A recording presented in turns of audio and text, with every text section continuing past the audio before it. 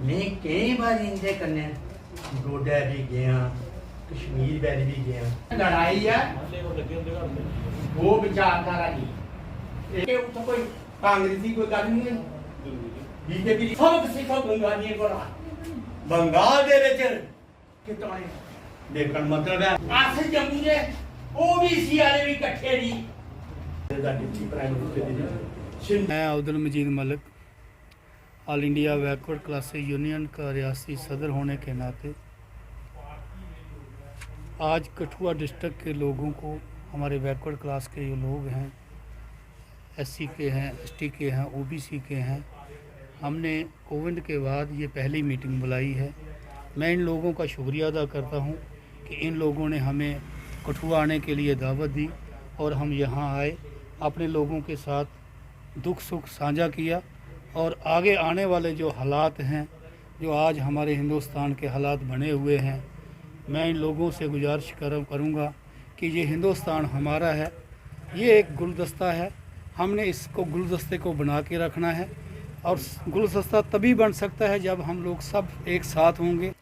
कि मोदी जी ने जो 2014 में वायदे की है कि 2 करोड़ नौकरियां बच्चों को हर साल देंगे, 2 करोड़ नौकरियां बच्चों को हर साल देंगे, क्या वायदा पूरा हुआ?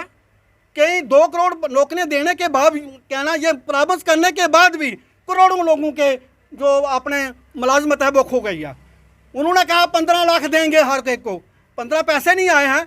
इससे वृक्ष क्या हुआ है? जो एलपीजी की गैस है उसके रेट बढ़ा दिया, आज भी 25 रुपये बढ़े हैं। पेट्रोल के डीजल के रेट बढ़े हैं। तो इतनी महंगाई करने का क्या मतलब है? जो एडिबल ऑयल है, मस्टर्ड ऑयल है, वो तकरीबन 200 रुपये किलो बिक रहा है। उसका क्या मतलब है?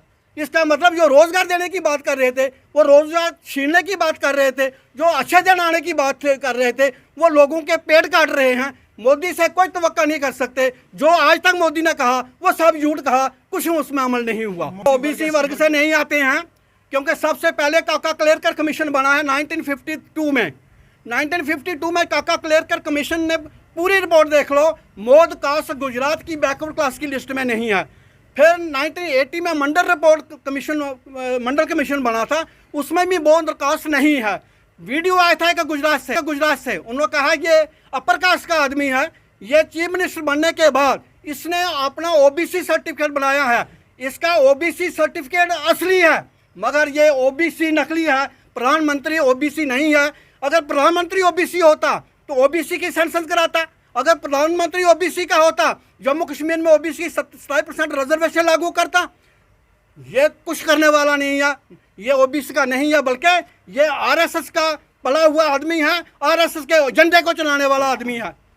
क्या मांग करते हैं? हम कोई मांग नहीं करते, इनसे हमें कोई तवक्का नहीं है। हम सिर्फ अपने लोगों से कहना चाहते हैं कि आप अपने पाँव पर खड़े हों, क्योंकि जम्मू कश्मीर के अंदर 2 ग्रुप हैं। एक ग्रुप है गुपकार ग्रुप, उसमें कांग्रेस है, उसमें नेशनल कॉन्फ्रेंस है, उसमें पीडीपी है, उसमें तारेगामी है, उसमें 2 और हैं। ये 6 के 6 पार्टियां जो गुपकार ग्रुप में हैं, इन्होंने 370 के नाम पर उठा।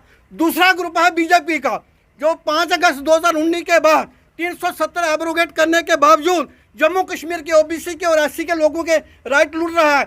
ये ग्रुप है ओबीसी बीजेपी का, मगर इसको हम कहते हैं गपकार ग्रुप। ये दोनों ग्रुप हैं, एक है गुपकार ग्रुप, दूसरा गपकार ग्रुप। दोनों ग्रुप ओबीसी के खिलाफ हैं, एससी के खिलाफ हैं। हम सिर्फ अपने लोगों को अपील करेंगे कि आने वाले वक्त में वोट का सही इस्तेमाल करें और अपना रिजल्ट लें। स्टेट प्रेजिडेंट प्रदेश विश्वकर्मा सभा जम्मू कश्मीर। साथियों, अज इधर अस आए हैं, एक साड़ी ओबीसी की मीटिंग जी है रखी गई है।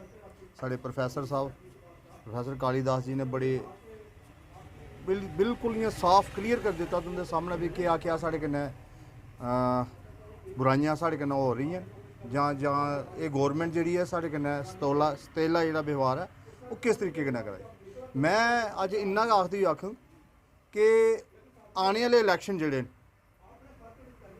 फर्दर जोड़े हूँ इलैक्शन आने जम्मू कश्मीर ये कांग्रेस भी भुगतना पैणगे और बीजेपी की भी भुगतना पैणगे। क्यों कि जेड़े वादे इन्हें लोगों साढ़े ने किए साढ़े ओबीसी लोगों कन्नै वो अज कुछ भी इस वादे पर पूरा नहीं उतरा दे। मोदी साहब हीरानगर 2014 आए, वो बोली है कि सब तो ज़्यादा बड़ा नुकसान जो ओबीसी का हुआ है जम्मू कश्मीर ओबीसी लोगों कन्नै। अपने आप ही ओबीसी आखिए गए। अमित शाह ने पिछले संसद च उत्थे भी इन्हें आखिया कि ओबीसी बड़ा ज़्यादा नुकसान होआ दा। हूँ इन्हें सानू सिर्फ खुश करने वास्ते 27% थोड़े मिनिस्टर बनाई ओड़े जी ओबीसी। उन्हें मिनिस्टर की असें चट्टना है। जेकर साढ़े बच्चें गी अज तक कोई नौकरी नहीं मिला दी, कोई जॉब पॉलिसी नहीं साढ़े लोगों वास्ते की गई, जेह्ड़े कॉन्स्टिट्यूशन राइट ने सानू वो नहीं दिते जा रहे, तो वो मिनिस्ट्री बनाई है एक पता नहीं कौन कौन लोग ना वो सानू कोई पता नहीं है कि ओबीसी ने कौन है। एक लोगों की बेवकूफ़ बनाने वास्ते वो चीज़ां इन्हें सामने पेश करियां कि क्योंकि हरियाणा यूपी वगैरह च इलैक्शन आने वाले बड़ी जल्दी हो सकता जम्मू कश्मीर च इलैक्शन कराई ओड़न। लेकिन अस दावे करने आखने अज मैं स्टेट प्रेजिडेंट होने के नाते भी आखङ कि आने वाले समय अस अपने ओबीसी लोगों की और एससी लोगों की एसटी लोगों की अस एकजुट होइए ये कर देंगे कि इलैक्शन का बाईकाट कर देंगे। अगर इन्हें साढ़े इलैक्शन के पहले कुछ ऐसा नहीं किया, अपना EWS इन्होंने किया, एक हफ्ते के अंदर EWS इन्हें तैयार किया, उसी बिल भी पास किया और हर स्टेट के विच लागू कर दिता 10%। और अज तक साढ़ा 70 साल का जिहड़ा साढ़ा कॉन्स्टिट्यूशन राइट है साढ़ा ओबीसी वर्ग का, लेकिन अज ओबीसी नहीं दिया दी। क्यों कि इन्हें की बड़ी ज़्यादा साढ़े लोगों ने तकलीफ हुआ दी है। अगर इन्हें ही तकलीफ हुआ दी है तो हूँ आने वाले इलैक्शन च असें भी इन्हें दसना भी सानू कितनी तकलीफ है। क्योंकि जब भी वोट पाता है वो ओबीसी वर्ग सब तो बढ़ चढ़िए वोट पाता, सब तो ज़्यादा ओबीसी लोग बढ़ चढ़िए वोट बनाते हैं।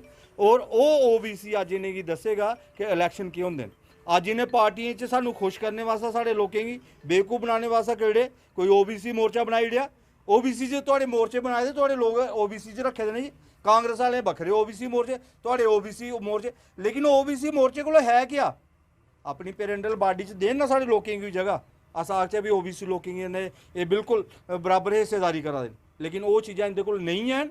आने वाले समय अस इन्हें दसगे कि इलैक्शन दे विच इंदा किन्ना बुरा हाल होना है और किन्ना बुरा हाल है लोकें करना कट्ठे होइए।